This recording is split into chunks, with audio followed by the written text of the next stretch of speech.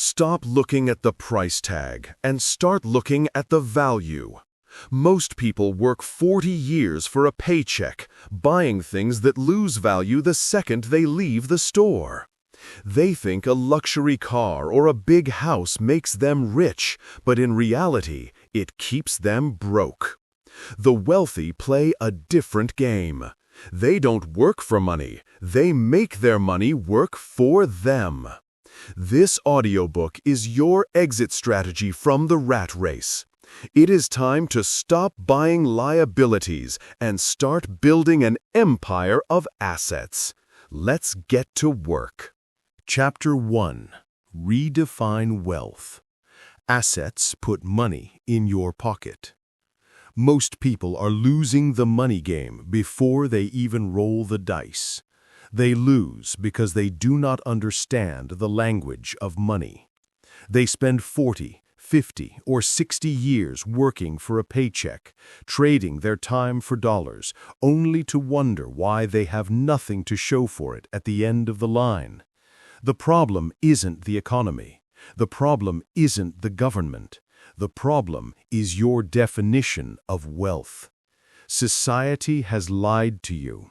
Television, social media, and your broke friends have convinced you that wealth is defined by stuff. A luxury car in the driveway, a massive house in the suburbs, designer clothes, an expensive watch. But I am here to tell you the truth that the banks don't want you to know. Those things are not wealth.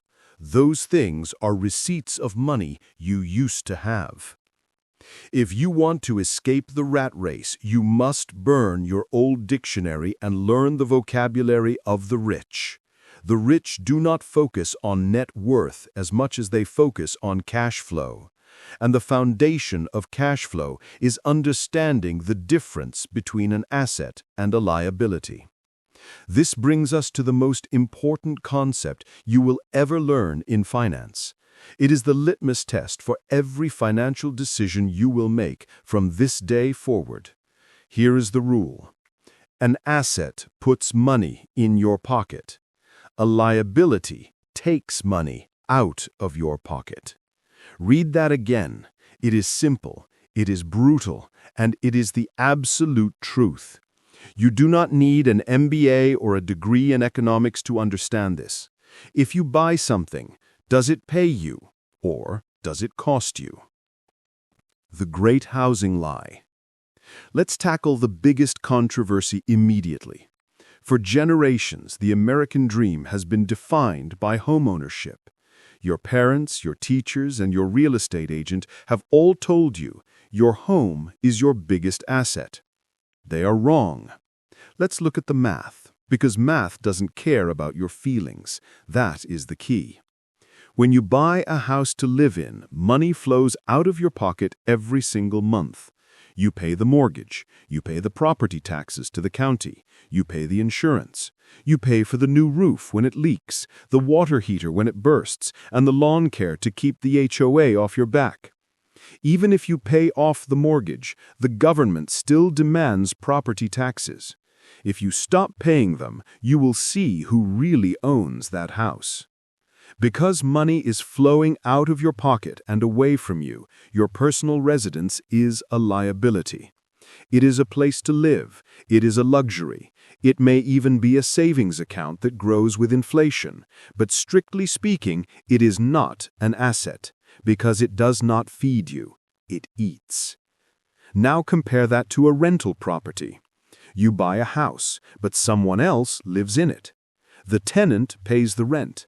That rent covers the mortgage, the taxes, the insurance, and the repairs, and at the end of the month, there is $500 left over that goes directly into your bank account. That is an asset. Same building, different math. You have a choice. You can continue to pile up liabilities that drain your bank account, or you can start collecting assets that fill it up. The wealth illusion. High income versus high net worth. This misunderstanding of assets and liabilities is why you see high-income earners go broke. We all know the stereotype: the doctor, the lawyer, the corporate executive making $250,000 or $400,000 a year. They look rich. They drive the latest Mercedes, take vacations to Aspen, and send their kids to private schools. But if that doctor stops working tomorrow, what happens? The income stops. But the liabilities, the car lease, the jumbo mortgage, the credit card bills, they keep coming. Within 3 months, that wealthy doctor is facing bankruptcy. This is the wealth illusion. This person is not rich. They are simply a high-paid slave to their own lifestyle. They have trapped themselves in a golden cage. They are running on a treadmill at maximum speed just to keep from falling off. Contrast this with the unassuming business owner who makes $80,000 a year but lives on $40,000 and invests the rest in dividend stocks and real estate. If they stop working, their assets continue to pay them. They are infinitely wealthier than the high-income doctor because they own their time. It's not about income, it's about discipline. You must stop confusing high consumption with wealth. The bank loves high consumers because they pay the most interest. The IRS loves high earners because they pay the highest taxes. But the wealthy play a different game. They focus on acquiring things that have value, not things that display status. The audit, confronting your reality. So how do you fix this? You need to stop lying to yourself. You need to perform a brutally honest audit of your life. Tonight, I want you to take a blank sheet of paper. Draw a line down the middle. Label the left column assets and the right column liabilities. Go through your life and list everything.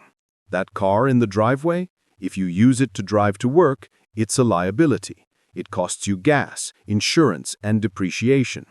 If you use it to drive for Uber or Turo and it makes more than it costs, it's an asset. That 85-inch 4K TV, liability. The designer clothes in your closet, liability. The subscription services you don't use, liability. The 401k match from your employer, asset. The index fund you contribute to, asset.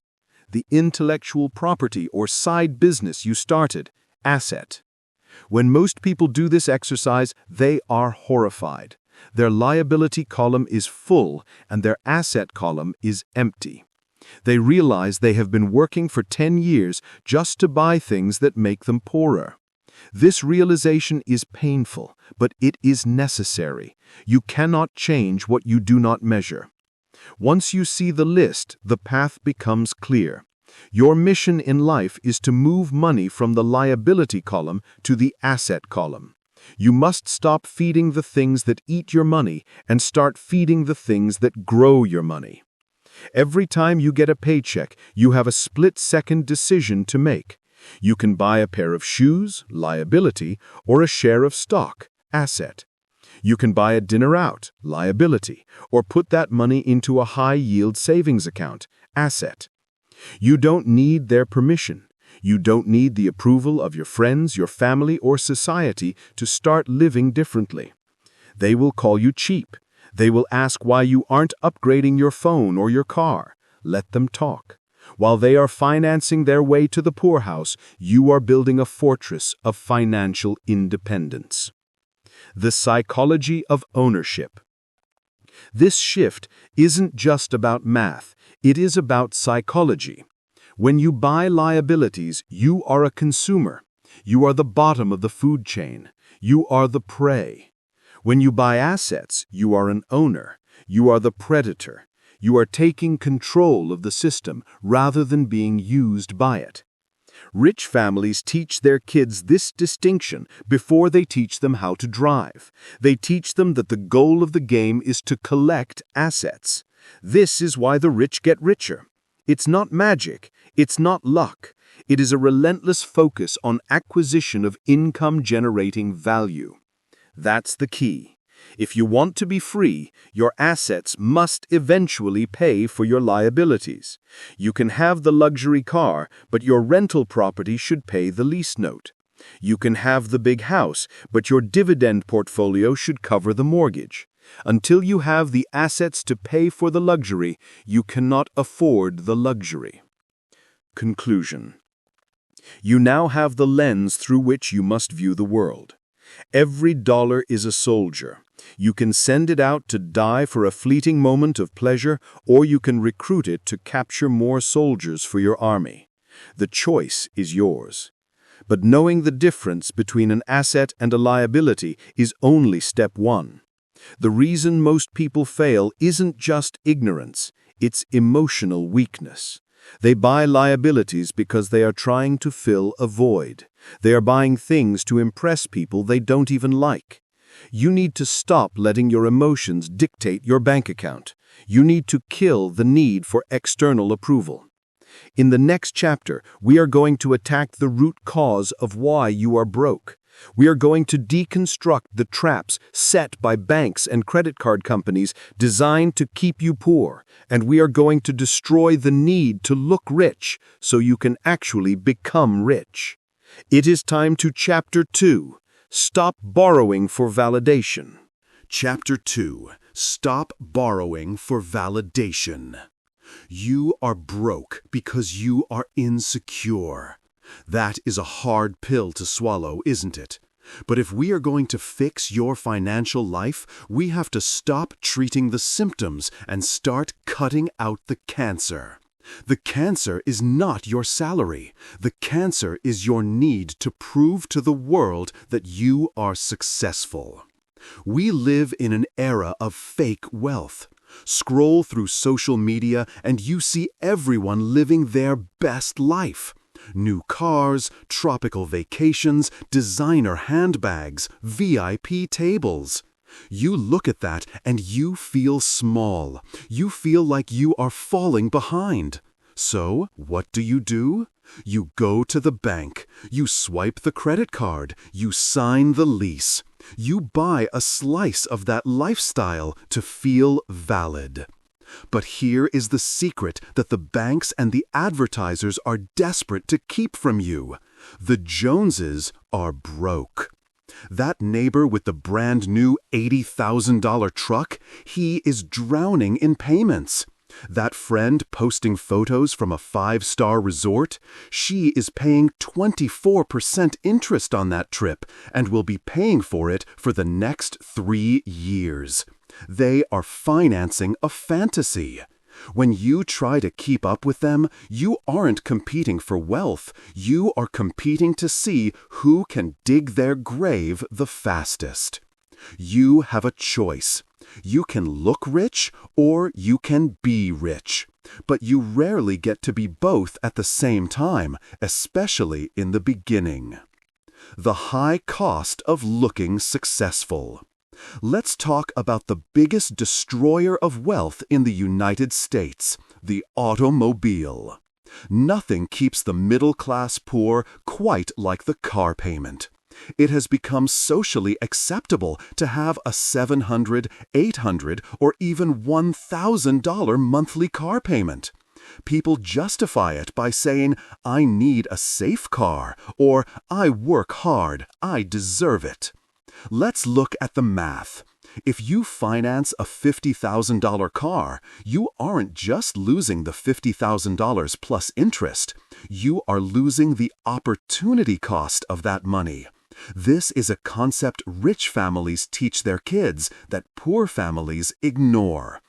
If you took that $700 monthly car payment and instead invested it in a standard S&P 500 index fund returning an average of 10% per year, in 30 years you would have over $1.5 million.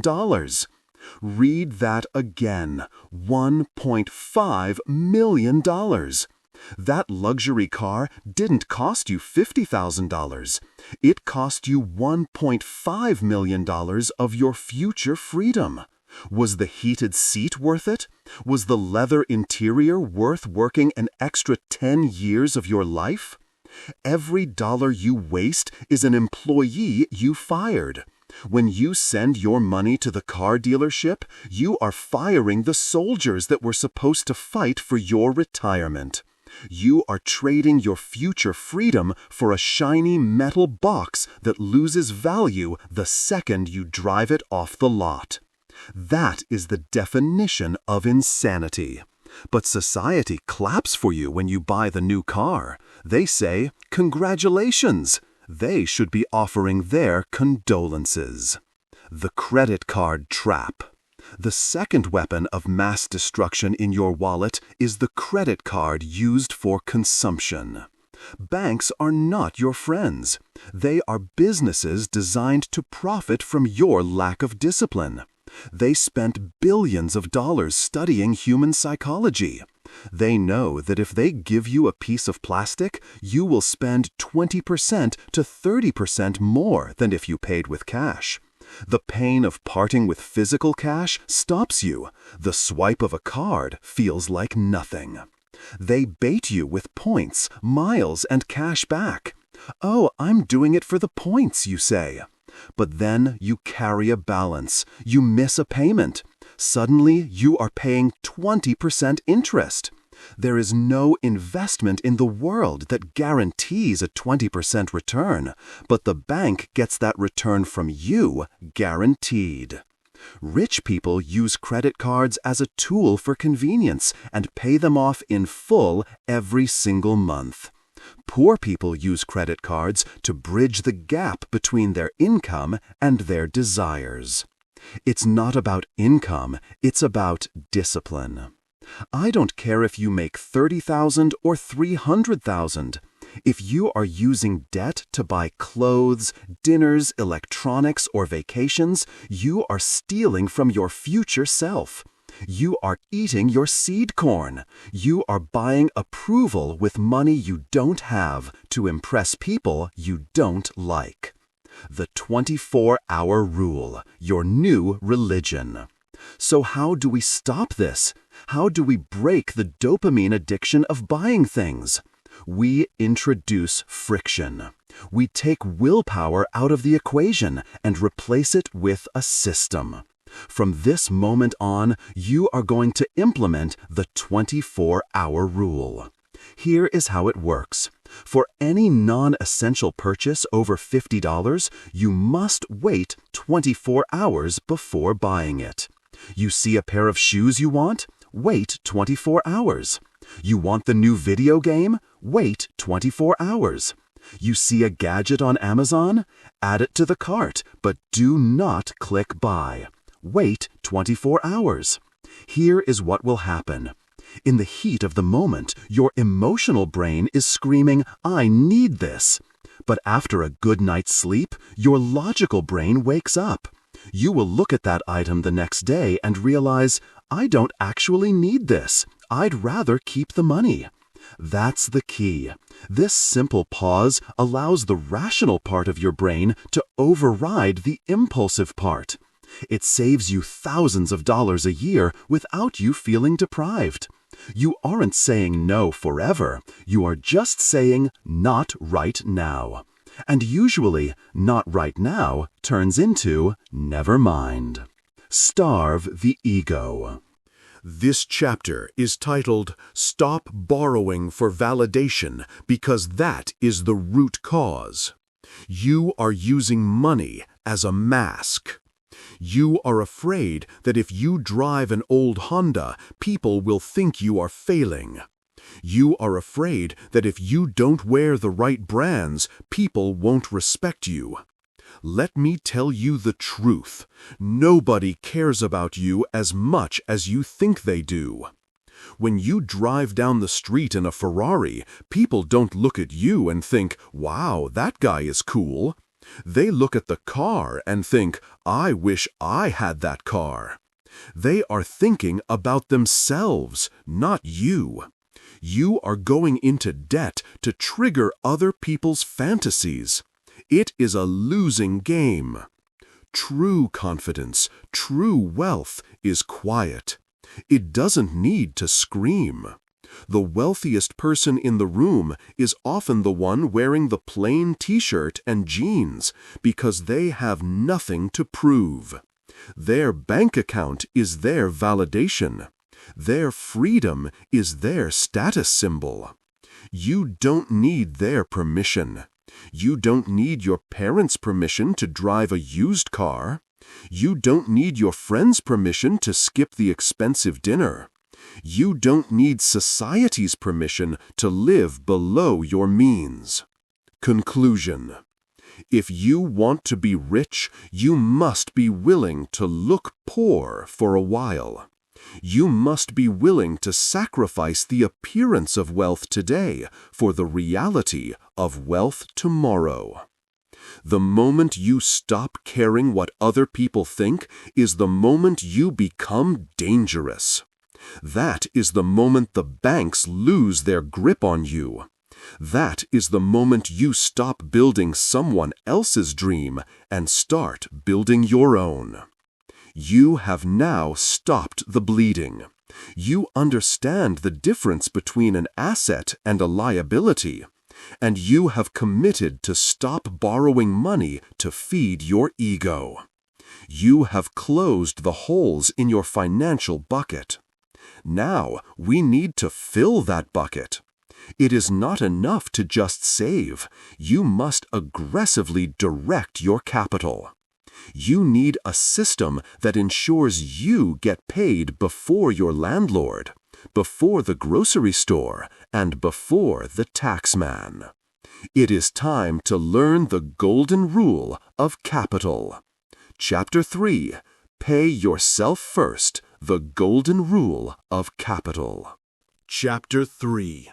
Pay yourself first, the golden rule of capital. Most people run their financial lives backward. Here is the typical routine of the broke and the middle class. You go to work. You trade your life energy for 40 hours a week. You get a paycheck. And then the feeding frenzy begins. First, you pay the government. Taxes are taken out before you even see the money. Then you pay your landlord or the bank for your mortgage. Then you pay the electric company, the internet provider, the car insurance, and the grocery store. You pay Netflix, you pay for gas, you pay for the clothes on your back. You hand out your money to everyone else. You make everyone else rich. The landlord is getting richer. The bank is getting richer. Jeff Bezos is getting richer. And then, at the very end of the month, you look at what is left in your account to see if you can save anything for yourself.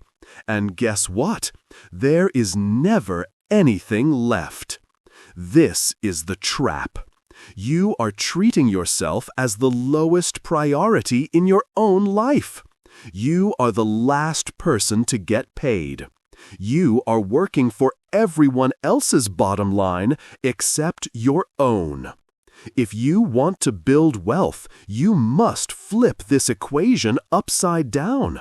You must implement the golden rule of capital. Pay yourself first. This is not a suggestion. This is a command. If you violate this rule, you will work until the day you die. The first bill. From this day forward, you must treat your savings and investments as a bill. But not just any bill, the most important bill. Before you pay the rent, before you buy groceries, and before you pay the credit card company, you must take a percentage of your income and move it into your asset column. This is a non-negotiable tax you impose on yourself for your future freedom. But I can't afford to save, I hear you screaming. My bills are too high.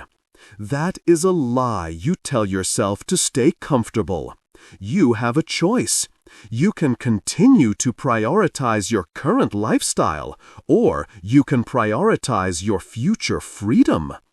If the government raised taxes by 10% tomorrow, you would scream and complain, but you would pay it. You would adjust. You would eat out less. You would cancel a subscription. You would find a way to survive. Humans are incredibly adaptable. So, why are you willing to adjust for the government, but you aren't willing to adjust for yourself? You need to set a target. Ideally, you should be investing 20% of your gross income. If that is too painful, start with 10%. If you are truly drowning, start with 1%. But the habit matters more than the amount. You must establish the neural pathway in your brain that says, I get paid first. Automation is key. Remove the human element. The biggest enemy of your financial success is looking back at you in the mirror. You cannot trust yourself. You cannot trust your willpower. If you rely on remembering to transfer money to your brokerage account at the end of the month, you will fail. You will see that extra $500 in your checking account, and your brain will invent a reason to spend it. It's been a hard week, you'll say. I deserve a treat. It's not about income, it's about discipline. But since discipline is hard, we are going to cheat. We are going to use automation. You must set up an automatic transfer to occur on the exact same day your paycheck hits your account. If you get paid on the 1st and the 15th, your automatic transfer to your investment account happens on the 1st and the 15th. The money should leave your checking account before you even have a chance to wake up and check your balance. We call this the ghost account. The money vanishes from your spending power and reappears in your wealth power. That's the key. If you can't see it, you can't spend it. When you automate your wealth building, you force yourself to live on what is left. You will naturally adjust your spending to match the lower balance in your checking account. This is called Parkinson's Law. Expenses always rise to meet available income. By artificially lowering your available income, you force your expenses to drop, all while your net worth skyrockets in the background. The emergency fund, building the wall. Now, before you go dumping all your money into the stock market or real estate, you need a shield. This is where most aggressive investors get wiped out. Life happens. The car transmission will blow up. You will get a medical bill. You might get laid off. If you do not have liquid cash available, you will be forced to sell your assets or use high-interest credit cards to survive. You do not want to sell your stocks when the market is down just to fix your car. That is how you destroy wealth. You need an emergency fund. This is 3 to 6 months of essential living expenses sitting in a high-yield savings account. Do not keep this money in your regular checking account. If it is in your checking account, you will accidentally spend it on pizza and shoes.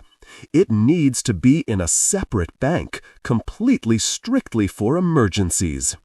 But you complain, cash loses value to inflation. I should invest it. Stop. The purpose of an emergency fund is not to make you money. Its purpose is to save you from bad decisions. It is insurance. It is the wall around your wealth castle. When life throws a brick at you, it hits the wall, not your portfolio. Once you have this 3 to 6 month buffer, you walk differently, you sleep differently. You are no longer one bad day away from ruin. You have FU money. When your boss threatens you, you don't panic. When the economy dips, you don't flinch.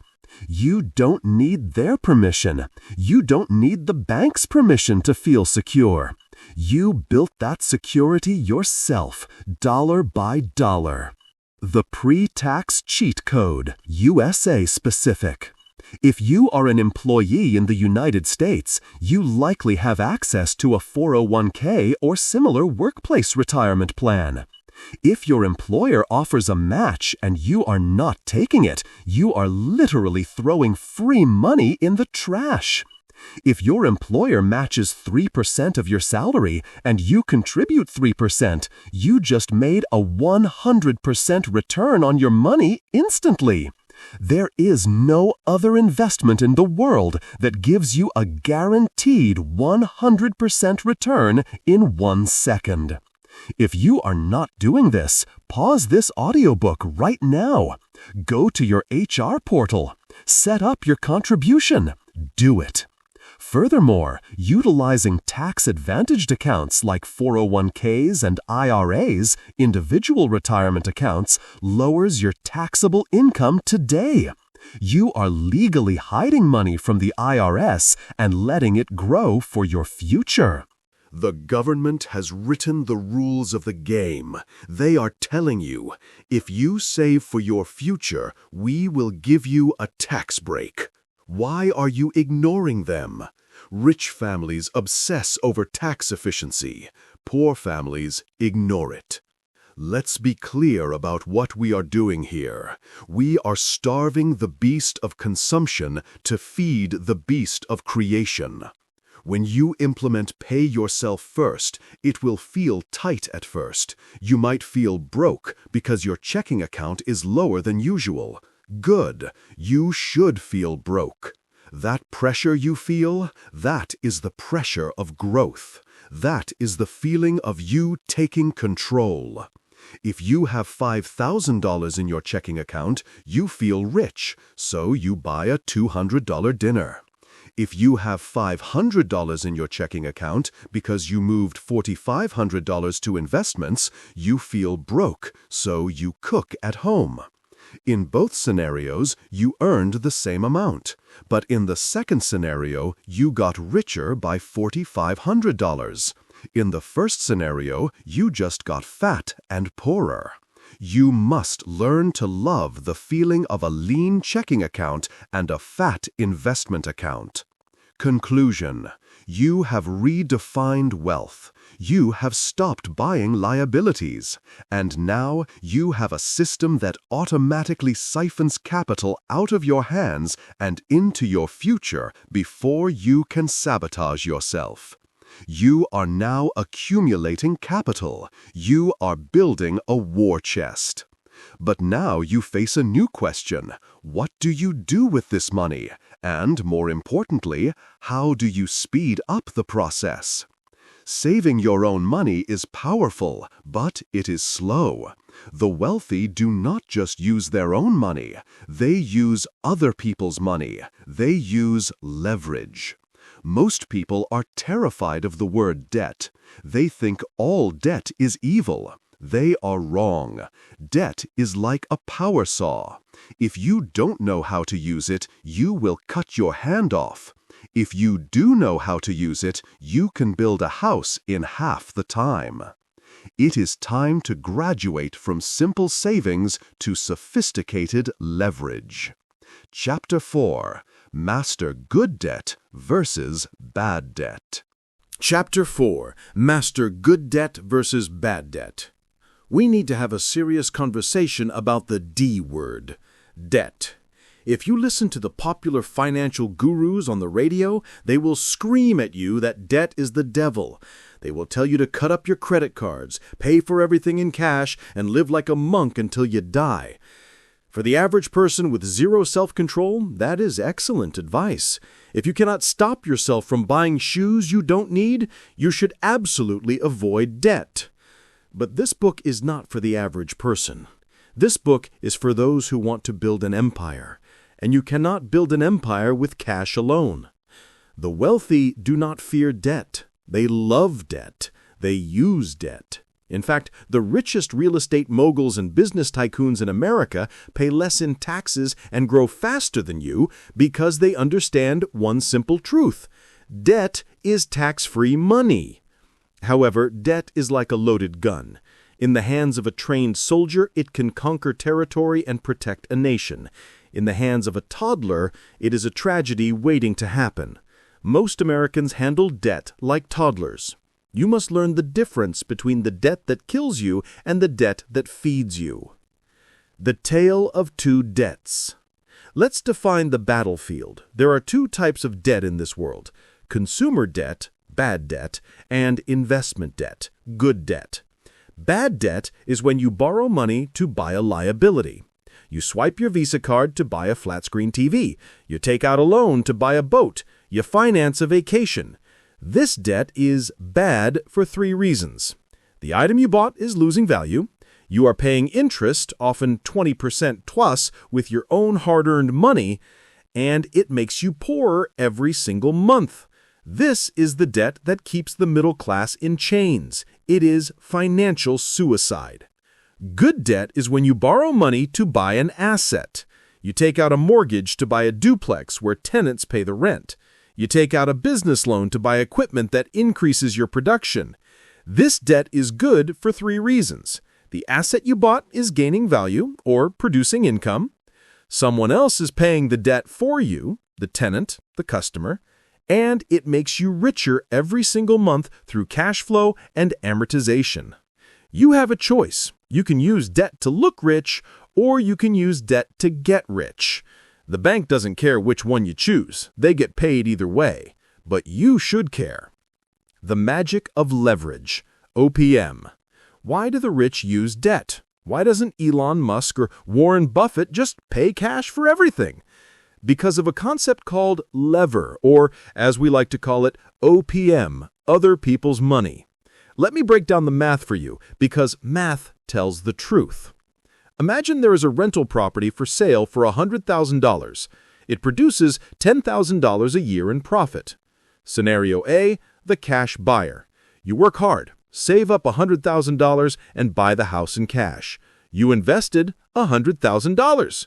You made $10,000. Your return on investment is 10%. That's decent. Scenario B, the smart borrower. You put down $20,000 of your own money, and the bank lends you the other $80,000. Because you have a mortgage, your profit is lower, let's say $5,000 a year after paying the bank. You invested $20,000. You made $5,000. Your return on investment is 25%. Do you see what happened? By using the bank's money, you more than doubled your rate of return. Furthermore, with that original $100,000, the cash buyer bought one house, the smart borrower, and split that money into 5 down payments and buy 5 houses. Now they control $500,000 worth of real estate instead of $100,000. When the market goes up, who wins bigger? The one controlling more assets. That's the key. The rich use debt to amplify their returns. They use the bank's money to buy assets, they let the asset pay off the debt, and they keep the profit and the tax benefits. It is the ultimate financial hack. The credit score game, hacking the system. To play this game, you need a ticket. In the United States, that ticket is your FICO score. Most people treat their credit score like a report card of their moral character. It is not. It is simply a risk assessment score for banks. It tells them how likely they are to make a profit off you. If you have a 500 credit score, the door to good debt is locked. You are stuck in the mud. If you have a 760-plus credit score, the banks will throw money at you at the lowest possible interest rates. Here is how you hack the game. It's not about income. It's about discipline. Utilization is king. This counts for 30% of your score. If you have a credit card with a $10,000 limit and you have a $9,000 balance, your score will tank, even if you pay it on time. You look desperate. You must keep your utilization under 30%, ideally under 10%.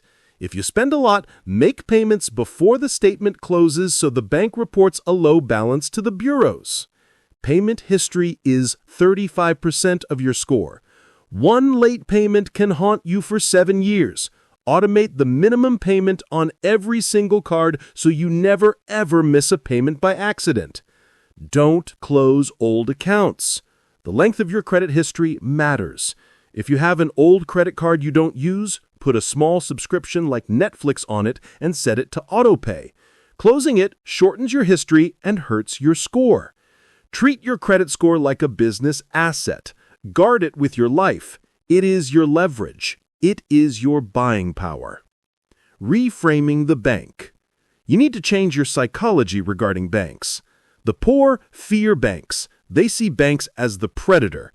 The rich see banks as a supplier. Think about a grocery store. They need a supplier for milk and eggs so they can sell them to customers.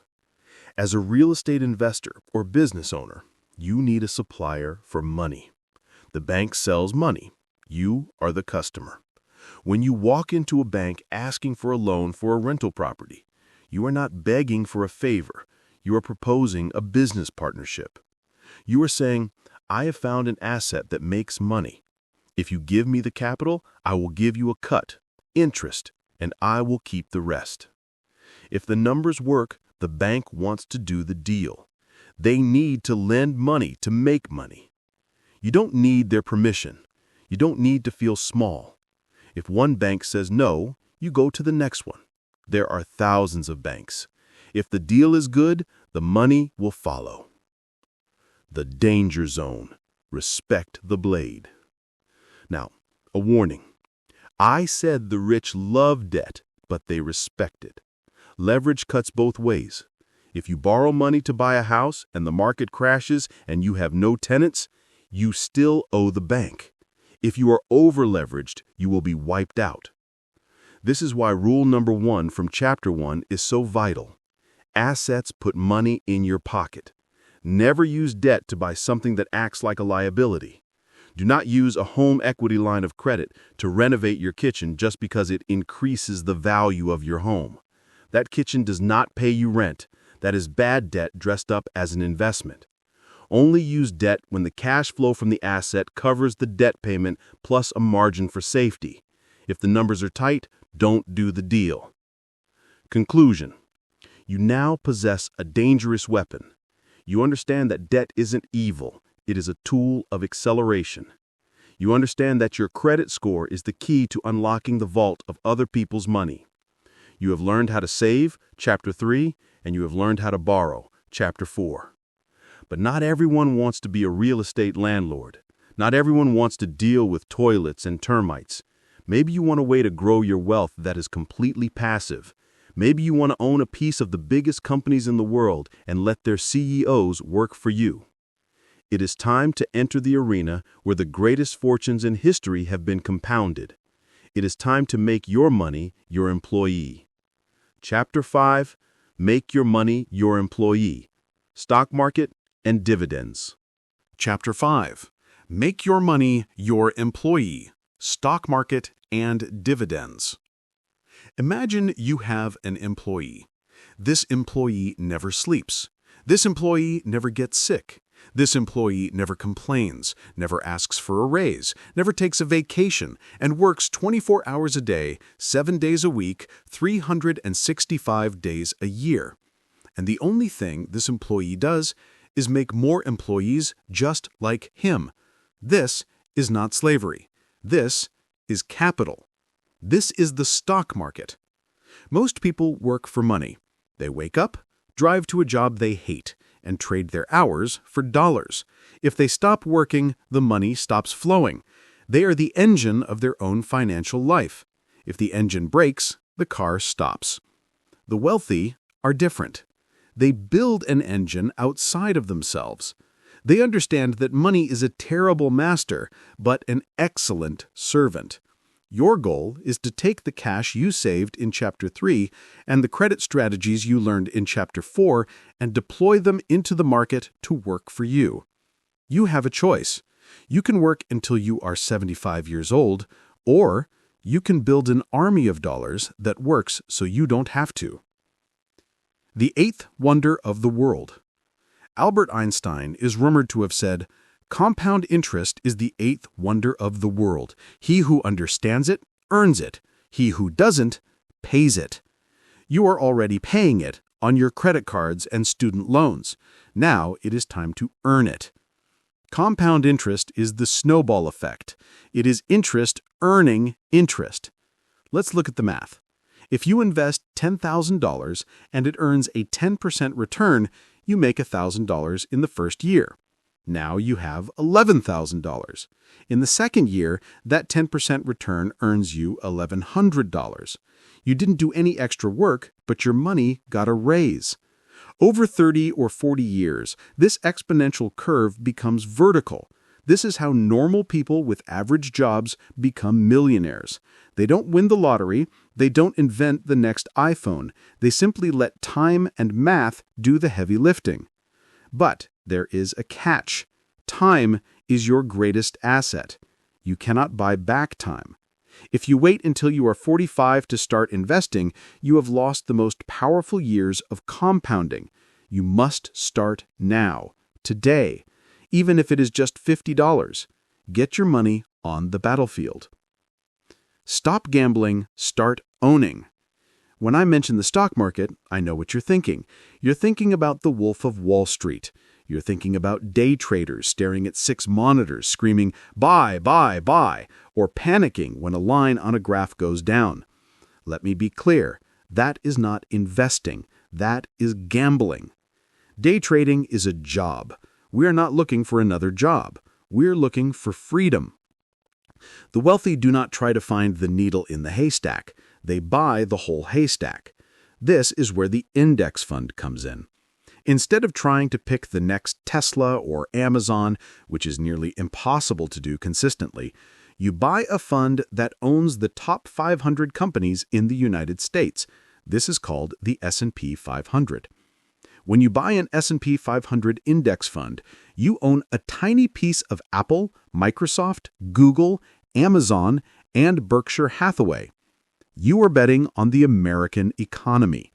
If one company goes bankrupt, it falls off the list and is replaced by a new, stronger company. The index cleans itself. You don't have to read balance sheets. You don't have to watch the news. You just buy the market, and historically, the market goes up over the long term. It's not about income. It's about discipline. It is about the discipline to be boring. Good investing should be boring. It should be like watching paint dry or grass grow. If you want excitement, go to Las Vegas. If you want wealth, buy the index.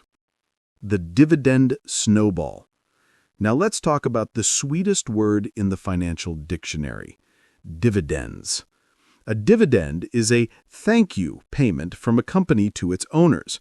When a company like Coca-Cola or Johnson & Johnson makes a profit, they send a portion of that profit directly to their shareholders. If you own the stock, you get a check. You didn't manage the factory. You didn't drive the delivery truck. You just owned the paper. But here is where the magic happens. Do not spend that dividend check. Do not buy dinner with it. You must set up what is called a DRIP, or Dividend Reinvestment Plan. This automatically uses your dividend cash to buy more shares of the stock. You own 100 shares. They pay you a dividend. The dividend buys you 2 more shares. Now you own 102 shares. Next quarter, you get paid dividends on 102 shares. That buys you 2.1 shares. This creates a self-feeding loop. Your money is having babies, and those babies are having babies. Eventually, the income from your dividends alone will be enough to cover your mortgage, your car payment, and your grocery bill. When that day comes, you are financially free. You can stop working, and the checks will keep coming. That's the key. You detach your time from your money. The psychology of the crash. I am going to tell you the future. The market will crash. I don't know when. It might be next week, or it might be in 5 years. But it will happen. The market will drop 20%, 30%, or even 50%. The news will scream that the world is ending. Your friends will sell everything in a panic. You must be different. When you walk into a store and see your favorite steaks are 50% off, do you run away screaming? No, you fill your freezer. When the stock market crashes, stocks are on sale. The wealthy do not panic, they go shopping. They understand that the market always recovers eventually. If the top 500 companies in America go to zero and never recover, money will be the least of your problems. We will be hunting for food with sticks. So, as long as the world keeps turning, the market is the greatest wealth-generating machine in history. You must have the stomach to ride the roller coaster without jumping off. You don't need their permission. You don't need a broker to do this for you. You don't need to pay a guy in a suit 1% of your portfolio to underperform the market. You can open a brokerage account on your phone in 5 minutes, Vanguard, Fidelity, Schwab, and buy low-cost index funds yourself. The Tax Shield, Roth IRA, and 401k. I mentioned taxes in the last chapter, but let's get specific. In the USA, the government gives you a gift called the Roth IRA. In a normal brokerage account, if you make $1 million in profit, you have to pay taxes on that $1 million when you sell. In a Roth IRA, you contribute money that you have already paid taxes on, but then it grows tax-free. And when you retire, you pull it out tax-free. If your account grows to $2 million, the IRS gets zero. Nothing. It is 100% yours.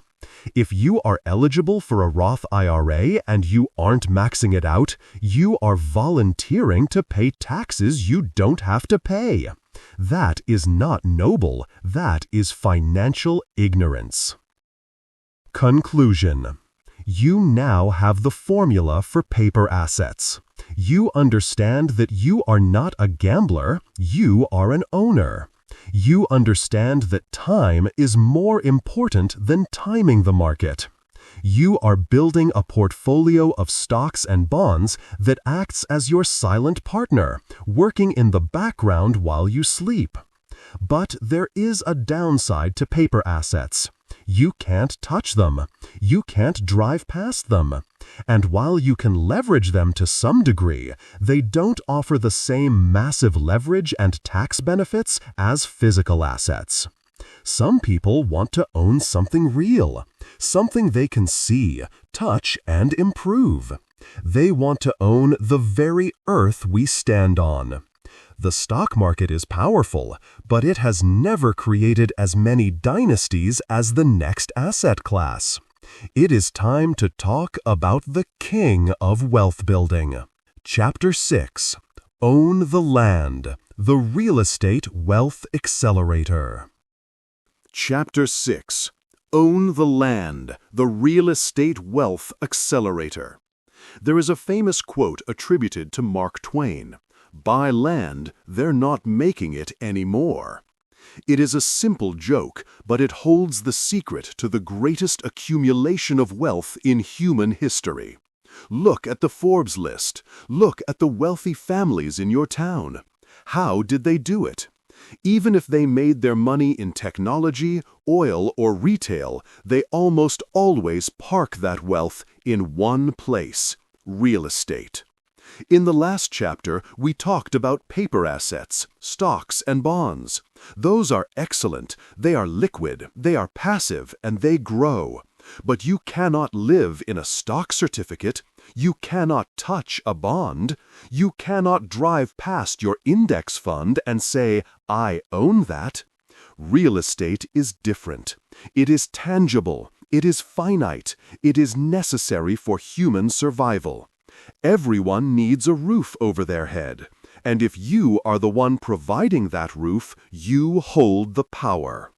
While the stock market can make you rich, real estate creates dynasties. It is the only asset class that pays you in 4 different ways simultaneously. If you want to accelerate your wealth, not just grow it, but put a rocket booster on it, you must own the land.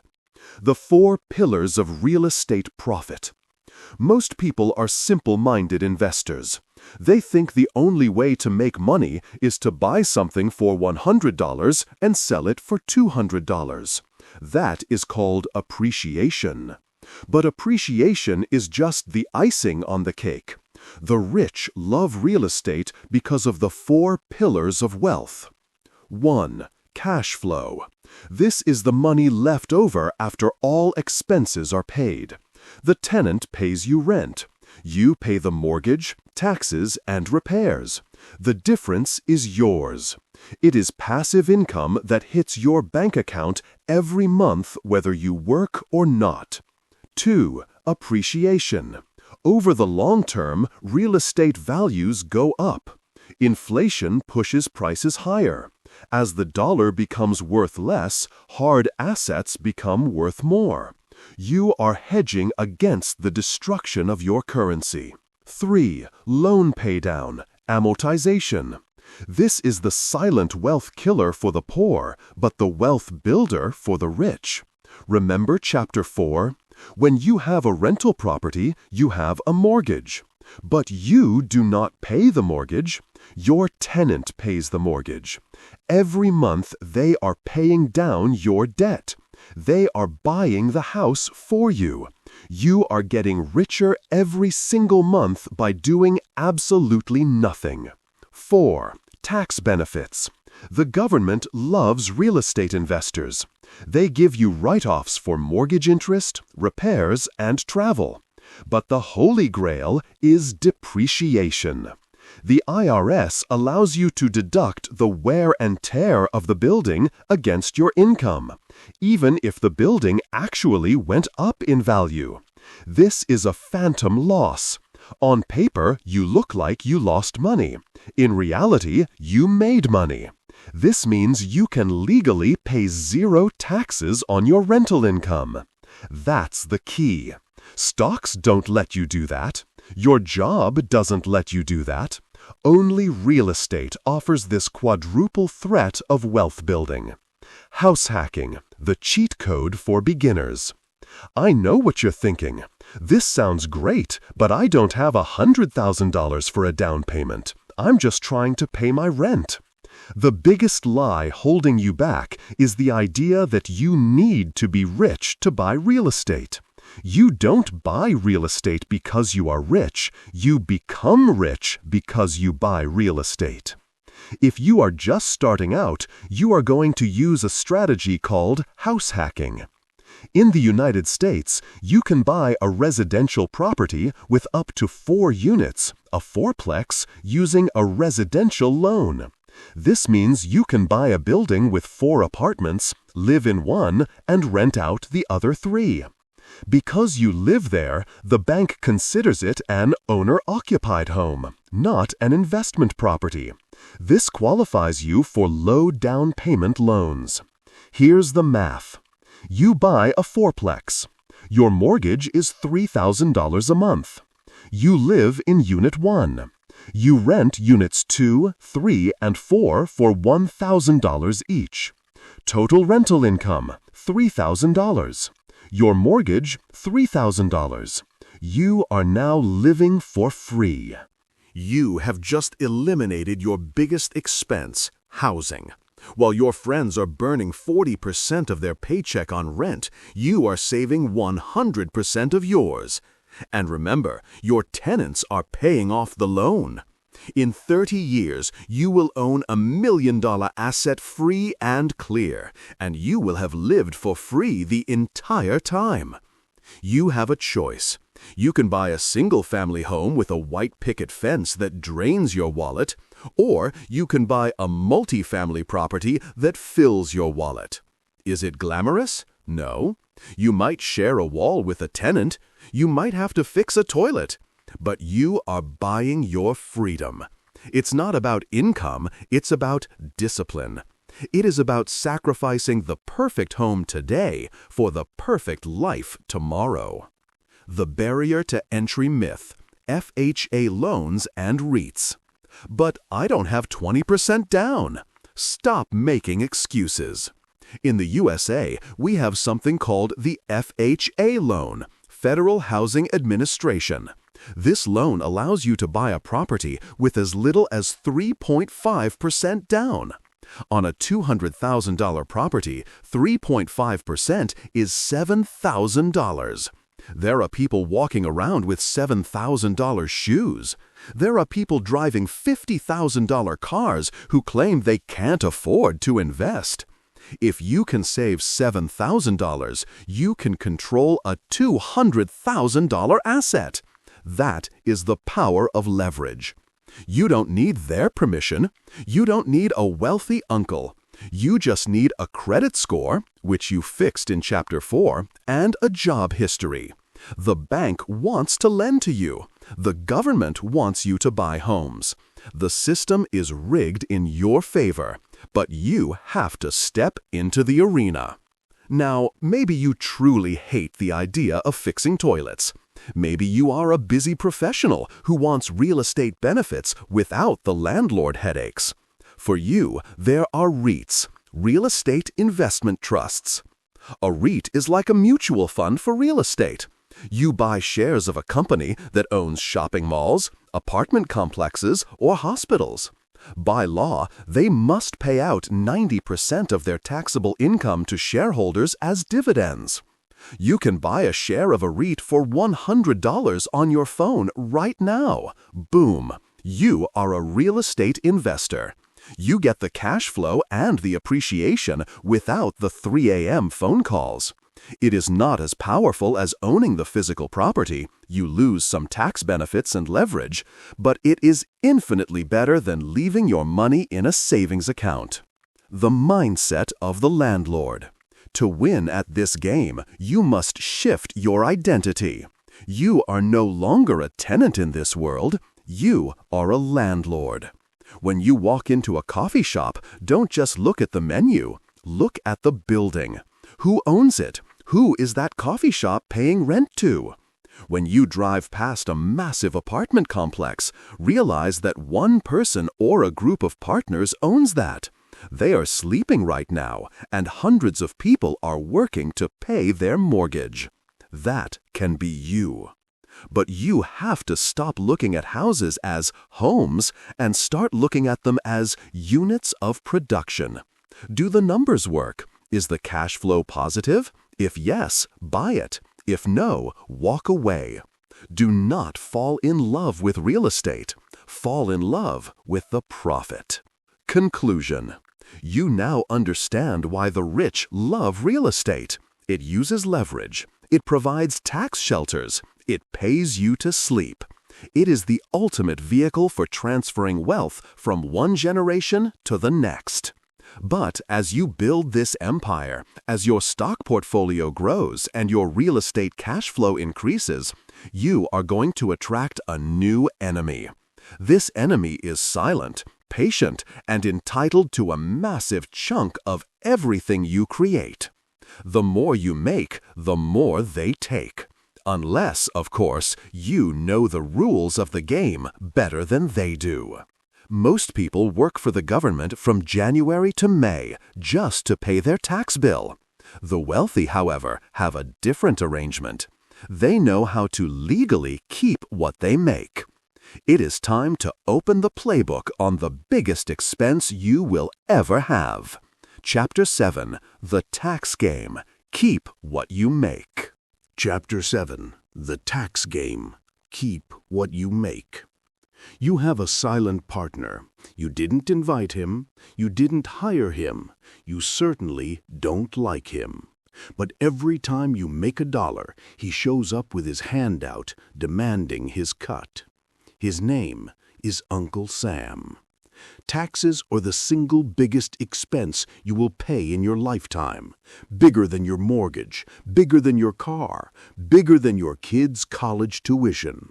The average American works from January until May just to pay the government. You are working almost half the year for free. If you are okay with that, you can skip this chapter.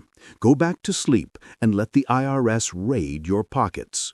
But if you want to be wealthy, you have to understand a fundamental truth. It is not about how much you make. It is about how much you keep. You can make $1 million a year, but if you pay 50% in taxes, you are only a half a millionaire. Meanwhile, the savvy investor who makes $600,000 but pays zero in taxes is richer than you. The rich do not pay taxes the way you do. They don't evade taxes. That gets you thrown in jail. They avoid taxes. That gets you rich. It is not tax evasion, it is tax intelligence, and the government actually wants you to do it. You just need to learn the rules of the game. The two different worlds, employee versus business owner. The tax code is written to reward business owners and investors. It is written to punish employees. If you are a W-2 employee, you are living in the harshest tax environment on earth. Here is the flow of your money. You earn. They tax. You spend what is left. The government takes their cut before you even see the money. You have zero control. You are a sitting duck. Now, look at the business owner or the investor, the 1099 earner or LLC owner. Their flow is different. They earn. They spend. They tax what is left. Do you see the difference? It is subtle, but it is everything. That's the key. A business owner earns money, then spends that money on business expenses, their car, their phone, their internet, their home office, their travel, their dinners. All of this is spent with pre-tax dollars. Only after all those expenses are paid does the government look at what is left, the net profit, and tax that. If you are strictly a W-2 employee, you are playing the game on hard mode. You are trying to build wealth with both hands behind your back. You have a choice. You can remain a victim of the tax system, or you can become a beneficiary of it. To do that, you don't necessarily need to quit your job, but you must start a business. The LLC Shield, your fortress. You need a business entity. You need an LLC. But I don't have a business, you say. Then find one. It doesn't have to be the next Amazon. It can be consulting. It can be selling items on eBay. It can be driving for Uber. It can be a YouTube channel. It can be a rental property. Once you have a legitimate business intent, the world of tax deductions opens up to you. Suddenly, your cell phone bill isn't a personal expense. It's a communication tool for your business. Write it off. Your internet bill, essential for research and marketing. Write it off. That new laptop, equipment. Write it off. That dinner with a potential partner where you discussed business strategy, that is a business meal. Write it off. The government is effectively subsidizing your lifestyle because your lifestyle supports your business. Furthermore, the LLC provides a layer of legal protection. It separates your personal assets from your business liabilities. If someone sues your business, they can't take your personal house or your personal car. They can only touch what is inside the LLC. Rich families build these legal structures to protect their wealth from lawsuits and creditors. They own nothing in their own name. They control everything, but own nothing. This is how you make yourself litigation-proof. You don't need their permission. You don't need a law degree to start an LLC. You can go online to your Secretary of State's website and file the paperwork for a few $100s. It takes 20 minutes. The barrier to entry is low, but the barrier of ignorance is high.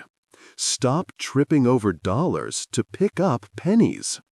Now, a warning. Do not try to do this alone. The biggest mistake cheap people make is doing their own taxes. They go to TurboTax or H&R Block.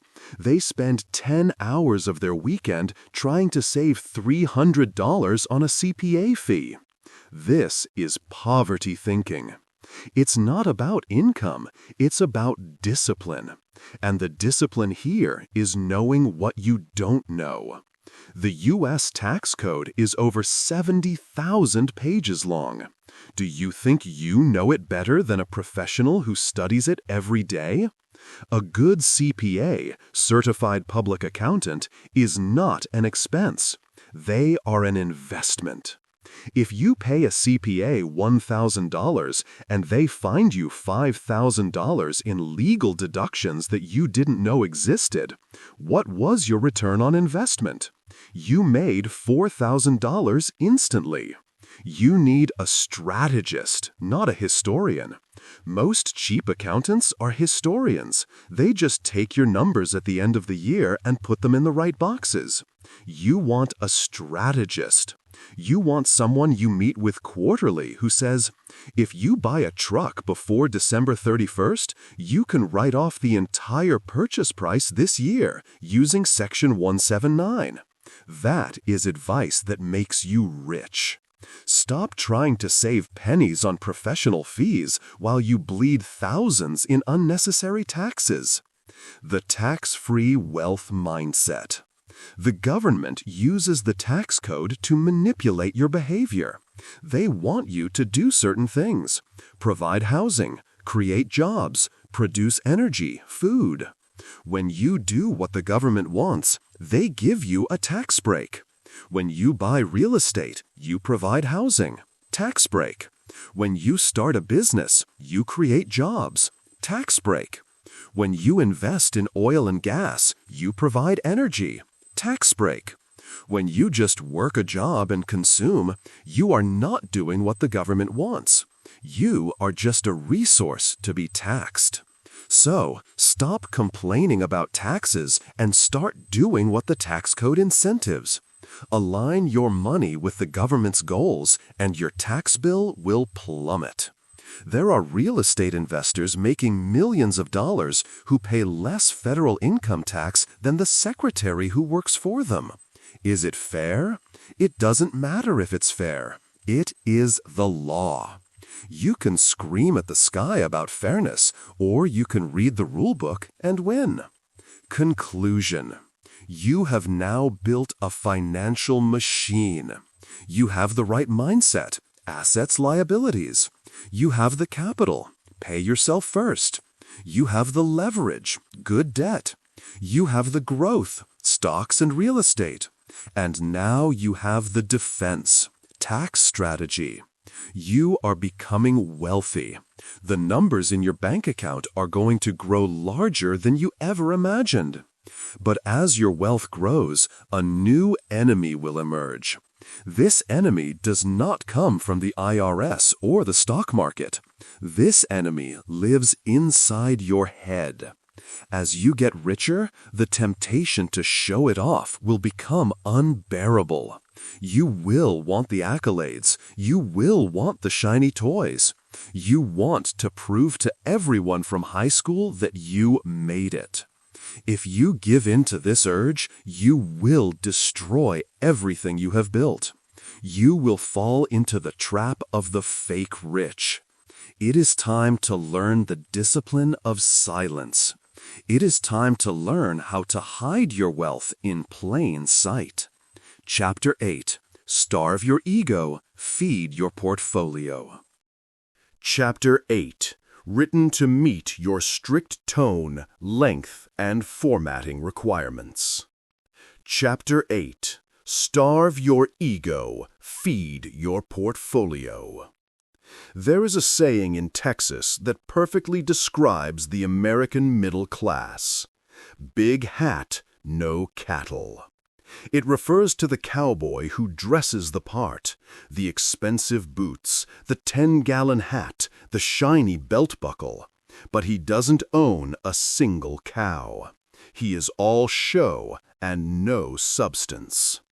We live in a society of big hats. We live in a world where looking rich is more important than being rich. You see it every day. You see the guy pulling up to the stoplight in the brand new luxury SUV. You see the woman posting photos of her designer bags on Instagram. You see the coworker flashing a Rolex. Your brain instantly tells you, wow, they are successful. But your brain is lying to you. Statistically speaking, those people are not rich. They are exhausted. They are drowning in payments. They are one missed paycheck away from total collapse. They have traded their freedom for a costume. If you want to build real, lasting dynasty wealth, you must declare war on your own ego. You must stop trying to impress strangers and start trying to impress your bank statement. You have a choice. You can look like a millionaire today and be broke tomorrow.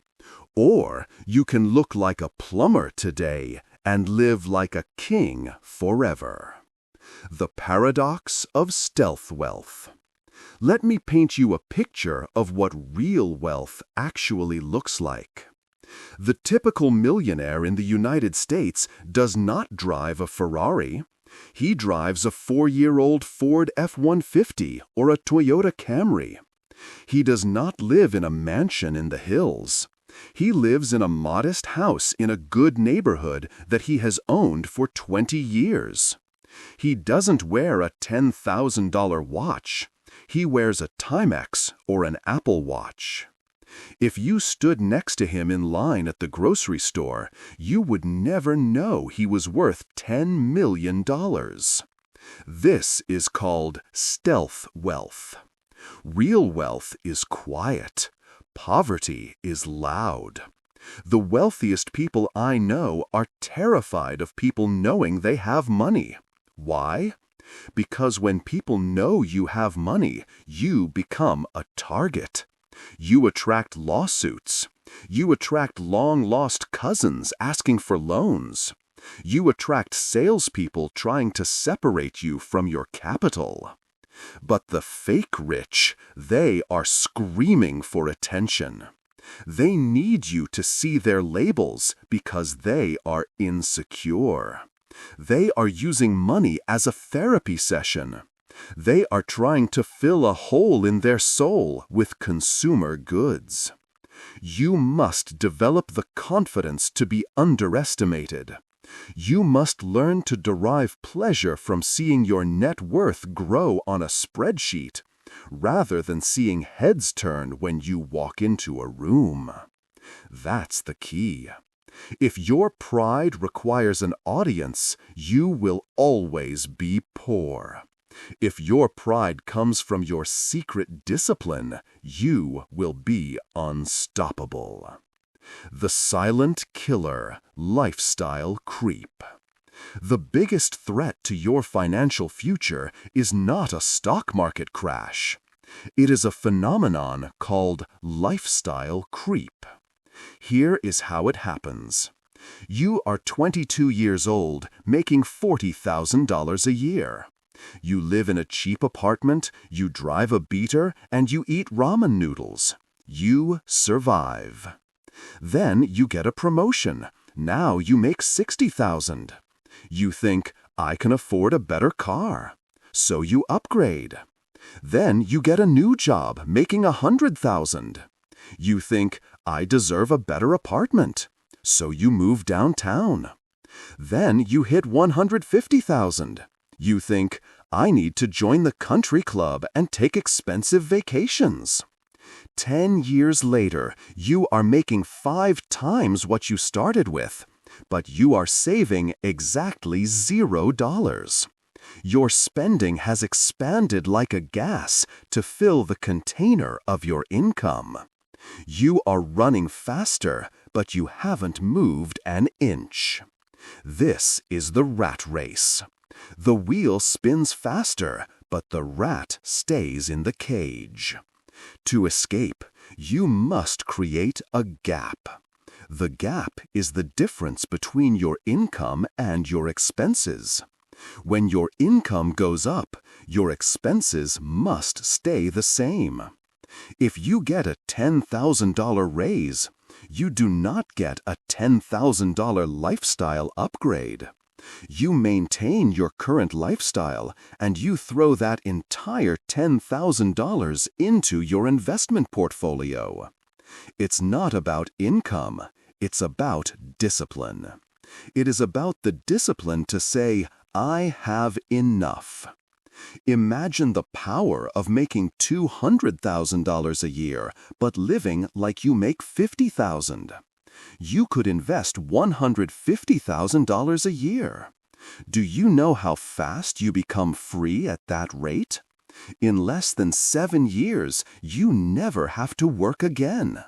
But if you spend that $200,000, you are a slave until you are 65. Don't upgrade your cage, build your wings. The marshmallow test. Emotional maturity. Decades ago, Stanford University conducted a famous psychological experiment called the marshmallow test. They put a child in a room with a single marshmallow on a plate.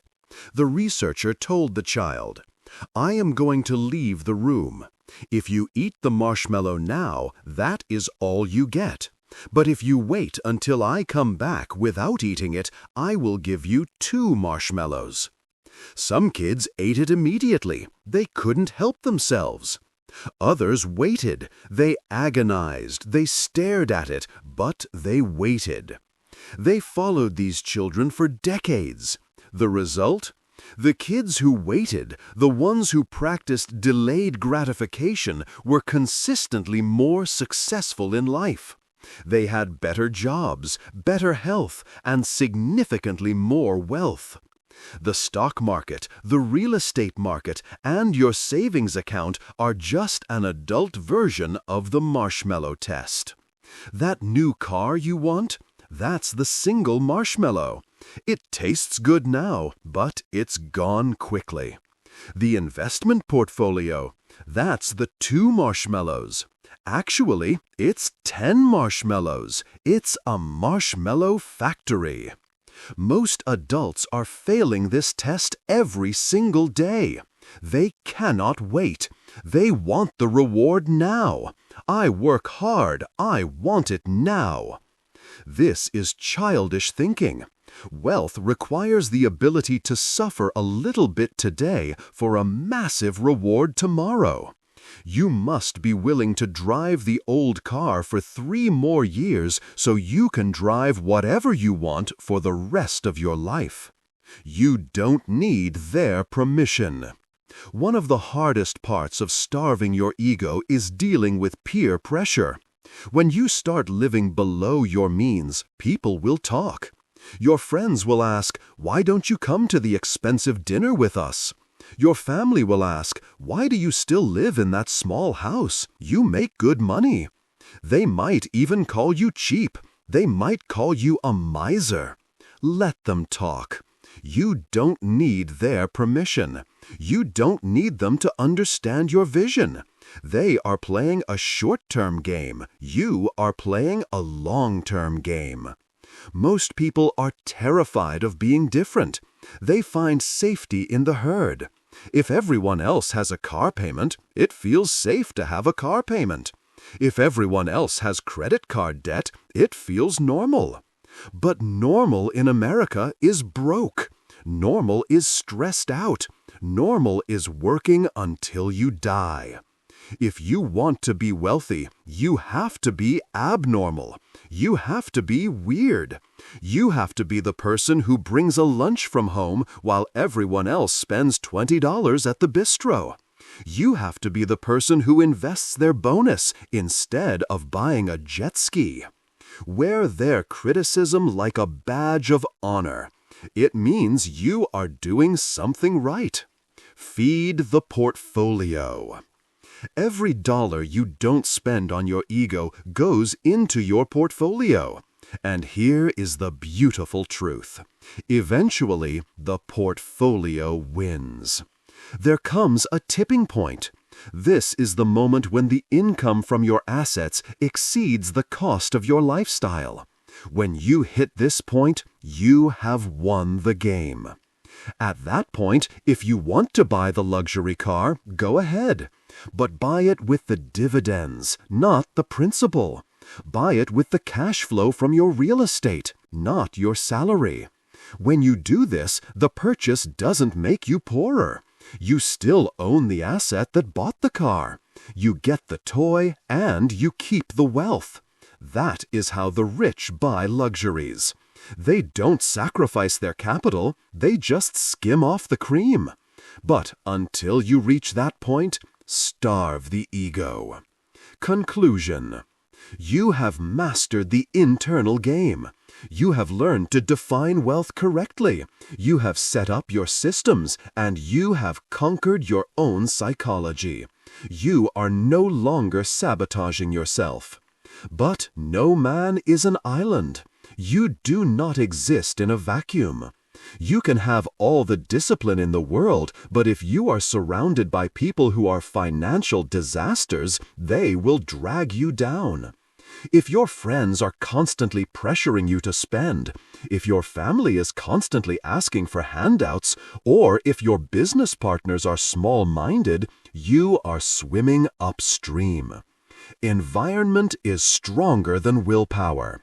If you want to go fast, you can go alone. But if you want to go far, and if you want to find the opportunities that aren't listed on Google, you need the right tribe. It is time to audit the people around you. Chapter 9. Your network is your net worth. Chapter 9. Your network is your net worth. There is a dangerous myth in American culture called the self-made man. We love the story of the lone wolf who conquers the world by sheer force of will, relying on no one. It makes for a great movie, but it makes for terrible financial advice. In the real world, the lone wolf starves to death. Show me a billionaire, and I will show you a massive network of partners, mentors, investors, and deal-makers surrounding them. Show me a broke person, and I will show you someone surrounded by other broke people, reinforcing their bad habits. You have spent the last 8 chapters changing your mindset, your habits, and your strategy. But if you take this new asset over liability operating system and try to run it while surrounded by people running the victim mindset operating system, you will fail. Environment is stronger than willpower. You can only swim upstream for so long before the current drags you back down. If you want to protect the wealth you are building, you must build a fortress of relationships. You need to stop looking at networking as handing out business cards and start seeing it as curating your reality. The rule of 5. There is a psychological law that you cannot escape. You are the average of the 5 people you spend the most time with. Look at your 5 closest friends. Are they fit or out of shape? Are they optimistic or cynical? Are they investing or spending? Are they talking about ideas or are they talking about other people? If your 5 best friends are broke, guess who the 6th one is? You. This isn't magic, it is resonance. Humans are social creatures. We mimic the behaviors of our tribe to fit in. If your tribe spends every Friday night at the bar blowing $100 on drinks, you will feel pressure to do the same. If your tribe spends Friday night discussing real estate deals or business strategy, you will feel pressure to level up. You have a choice. You can choose your friends or you can choose your future. Often, you cannot have both. The audit. Anchors versus propellers. It is time for another audit. Just like you audited your expenses in Chapter 1, you must now audit your relationships. I want you to list the people you interact with weekly.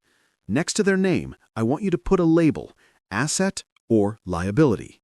An asset or propeller is someone who inspires you, challenges you, and pushes you to be better. When you leave a conversation with them, you feel energized. They talk about growth. A liability or anchor is someone who drains you. They complain, they gossip, they play the victim.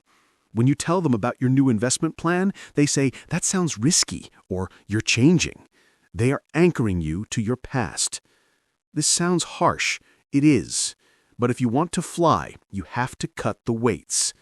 You do not necessarily have to cut these people out of your life entirely, especially if they are family, but you must aggressively limit the time you give them. You can love them, but you can love them from a distance. You cannot let them be the primary voices in your ear.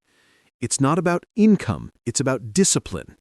It is the discipline to protect your mental energy. You are the CEO of your life. If an employee was toxic and destroying the company culture, you would fire them. Why do you let toxic friends stay on the payroll of your life? Crabs in a bucket. As you begin to build wealth, you will encounter a strange phenomenon. People you thought supported you will start to attack you. This is called the crab bucket mentality. If you put a single crab in a bucket, it can climb out. But if you put a bunch of crabs in a bucket, when one tries to climb out, the others will grab its legs and pull it back down. They don't want you to escape because your success highlights their failure. If you get fit, it reminds them they are lazy. If you get rich, it reminds them they're undisciplined. When you start buying assets and driving a used car to save money, they will mock you. "Oh, you're too good for us now? Why are you so cheap?" Do not apologize. Do not shrink to make them comfortable. You don't need their permission to grow. When you feel the tug on your leg, kick hard and keep climbing. How to find mentors. The value exchange. So, you've limited the toxic people. Now how do you find the winners? How do you get a mentor? Most people do this wrong. They send a LinkedIn message or an email to a successful person saying, "Can I pick your brain?" or "Will you mentor me?" To a successful person, this sounds like, "Can I steal your time and give you nothing in return?" Wealthy people value time more than money. If you want their attention, you must lead with value. That's the key. Do not ask for a handout. Offer a hand. I saw you are launching a new podcast. I am a video editor. I made 3 clips for you to use on TikTok, free of charge. Here they are. I saw you are investing in real estate. I drove this neighborhood and found 3 off-market deals that might fit your criteria. Here are the addresses. You do the work first. You provide value before you ask for anything. This is the law of reciprocity. If you help them get what they want, they will eventually help you get what you want. Success leaves clues. You don't need to reinvent the wheel. You just need to find someone who has already driven the path and offer to wash their car in exchange for a map. Curate your digital reality. Maybe you live in a small town. Maybe you don't know any millionaires. That is no longer an excuse. We live in the information age. You can be mentored by the greatest minds on earth for free. Who are you following on social media? If your feed is full of Instagram models, celebrity gossip, and political outrage, you are programming your brain for mediocrity. Unfollow them, all of them. Start following real estate investors, stock market analysts, business owners, and financial educators. Turn your phone into a university. When you listen to a billionaire speak on a podcast for 3 hours, you are spending time with them. You are downloading their software into your brain. You can surround yourself with Elon Musk, Warren Buffett, and Naval Ravikant every single day. You can build a virtual boardroom of mentors who guide your decisions. When you face a financial problem, ask yourself, what would the person I admire do in this situation? The mastermind principle. Eventually, you want to move from passive consumption to active participation. You need to find a mastermind. Napoleon Hill, in his classic Think and Grow Rich, described the mastermind as the coordination of knowledge and effort between 2 or more people for the attainment of a definite purpose. You need a small circle, 3 or 4 people who are on the same mission as you. You meet with them bi-weekly or monthly. You share your goals. You share your numbers. You hold each other accountable. If you say you are going to save $1,000 this month, and you show up to the next meeting and you failed, you should feel embarrassed. That social pressure is good pressure. It keeps you honest. If you can't find this group, build it. Find 3 other hungry people and start a group chat. Iron sharpens iron, so one man sharpens another. Conclusion. Your network is the multiplier of your net worth. If you have great skills but a terrible network, you will hit a ceiling. If you have average skills but an incredible network, opportunities will fall into your lap. Deals will find you. Money will find you. You have now structured your entire life for wealth. You know how to make money. You know how to keep it. You know how to grow it. And now you have the network to multiply it. But there is one final level, one final question you must answer. What is it all for? If you build a massive fortune and it disappears the moment you die, you have failed. You didn't build wealth, you just rented it. The goal of the rich is not just to be rich, it is to be immortal. It is to create a structure that takes care of your children and your children's children long after you are gone. It is time to look at the horizon. It is time to discuss the ultimate purpose of this journey. Chapter 10. Build a Dynasty. Breaking Generational Curses. Chapter 10. Build a Dynasty. Breaking Generational Curses. There is a tragic statistic that haunts the wealthy. It is called the 3-generation rule. The first generation makes the money. They work hard, they sacrifice, and they build the empire. The second generation enjoys the money. They saw their parents work, but they also grew up with luxury. They maintain the wealth, but they don't grow it. The third generation squanders the money. They never saw the work, they only saw the result. They have 0 discipline and 0 appreciation. By the time they die, the money is gone. From shirt sleeves to shirt sleeves in 3 generations. You have spent this entire book learning how to become the first generation. You are the architect. You are the one breaking the chain of poverty in your bloodline. But if you do not have a plan to educate your children and protect your assets, all of your hard work will be erased within 50 years of your death. You are not building a bank account, you are building a dynasty. And a dynasty requires more than just cash. It requires a code. The dinner table conversation. The reason most families stay poor or lose their wealth is that money is a taboo subject. In poor families, money is only discussed when there is a lack of it. It is associated with stress, arguments, and fear. The parents tell the kids, "We can't afford that." They teach the child that money is a scarce resource that controls them. In rich families, money is a tool. It is discussed openly, logically, and dispassionately. You have a choice. You can leave your children's financial education to the school system, which will teach them nothing, and the credit card companies, which will teach them debt. Or you can teach them yourself. You must bring the conversation to the dinner table. Stop hiding your finances from your children. I am not saying you should burden a 5-year-old with mortgage stress, but you must explain the why behind your decisions. When your child asks for a $100 toy, do not say, "We can't afford it." That is a lie. You probably can afford it, but you are choosing not to buy it. Instead say, we are not buying that because we are choosing to put that money into our freedom fund. Would you rather have this plastic toy now or a car when you turn 16? Teach them the difference between an asset and a liability before they can even read.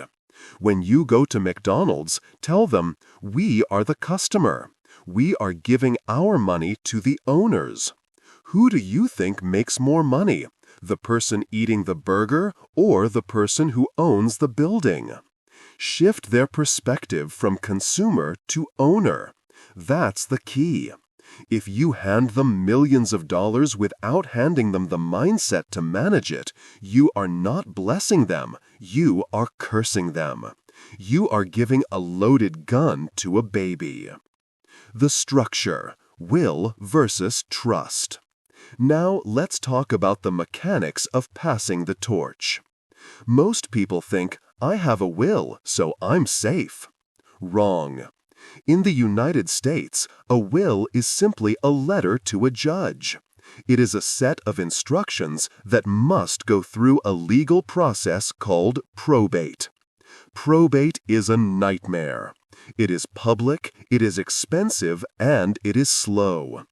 When you die with a will, the state freezes your assets. Your family has to hire lawyers, the court takes a cut, often 3% to 7% of the total estate. Creditors come out of the woodwork, and anyone with an internet connection can look up exactly how much money you left and who got it. The wealthy do not use wills as their primary vehicle. They use trusts. A living trust is a private contract. It is a legal entity that holds your assets while you are alive and distributes them when you die. When you have a trust, no probate. Your assets pass instantly to your heirs. No courts, no judges, no delays. Privacy. It is not a public record. Nobody knows what you owned. Control. You rule from the grave. You don't need their permission. You don't need the state's permission to pass your hard-earned wealth to your family. You built it. You decide where it goes. If you own a home and have a net worth over $100,000, you need a trust. Stop procrastinating. If you die without one, you are voluntarily donating a chunk of your wealth to the government and the lawyers. The incentive trust, preventing affluenza. The biggest fear of the self-made millionaire is raising a spoiled brat. We call this affluenza. This is the kid who has no drive, no ambition, and no purpose because they know a pile of money is waiting for them. How do we solve this? We use the trust to enforce discipline. You can set up an incentive trust. This means the money is not given freely. It is matched or earned. For example, the trust can say, for every $1 the beneficiary earns from a W-2 job or business, the trust will pay them $1. Now the child is motivated to work. The more they make, the more they get. If they sit on the couch and make $0, the trust pays them $0. You can write rules for education. The trust will pay 100% of tuition for a college degree or trade school. You can write rules for entrepreneurship. The trust will match the down payment on an investment property or the startup capital for a business. You are using your dead hand to guide their living hand. You are rewarding the behavior you want to see. It's not about income, it's about discipline. You are ensuring that your money acts as jet fuel for their ambition, not a sedative for their laziness. The infinite game. Finally, we must adjust your timeline. Poor people think in terms of Friday night. Middle-class people think in terms of retirement. Wealthy people think in terms of generations. You are playing an infinite game. The goal is not to win by having the most toys when you die. The goal is to keep the game going. There is a Greek proverb that says, "A society grows great when old men plant trees under whose shade they know they shall never sit." You are planting trees. The rental property you buy today isn't just for your cash flow. It is for your granddaughter's college tuition. The stock portfolio you automate today isn't just for your retirement. It is the seed capital for your grandson's business. When you view your money through this lens, the sacrifice becomes easy. Skipping the luxury car today is not a sacrifice. It is a strategic maneuver to protect your lineage. Investing in your financial education is not a chore. It is your duty as the patriarch or matriarch of your family. You are breaking the curse. Maybe your parents were bad with money. Maybe your grandparents were broke. That stops with you. You are the firewall. The poverty gene ends here. The final transition. You now have the complete blueprint.